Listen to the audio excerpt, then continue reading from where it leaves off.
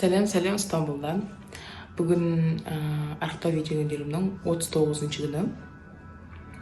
Бүгін мен вакууммен планкамды енгіздім. Өте қуанып тұрмын. Сосын бүгін таңертең өлшемдерімді өлшеп едім. Сонда берімнен дейтіні уже 3 сантиметр кетіпті.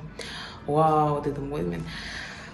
Сол қуанып кеттім де вакуум планк жасадым. Ертең жайлау жаттығуларды енгізем. Сағынып жүрмін жаттығуымды, планкамды, вакуум бәрін. Бүгін қазір енді 2 стакан суымды іштім. Немді таң асымда айналайын деп жатырмын. Балам екеуміз тамағымызды ішеміз. Бұрынғыша түскі ас, кешкі ас бұрынғыша болады. Өзім көрсетемін, мен бірге болыңыздар, күндеріңіз жақсы өтсін. Қыздарым, мен таң асым. Балам да өзінде ойласын жеп отыр.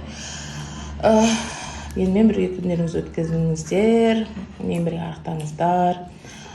Жұмыртқа, салат листик, жуа, мына жерде оливки бар, ағашы, помидор, сыр, бір тілім нан. Сонысын осыны қазір жеп тойып аламыз. Пока-пока.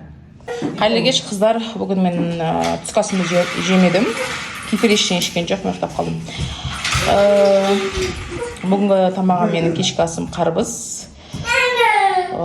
Кеш жеп жатырмын, сағат 9 болып қалып, қолым тимей кеш жеп жатырмын. Ертеңге дейін көріскенше рахмет қарағандарыңызға. Пока.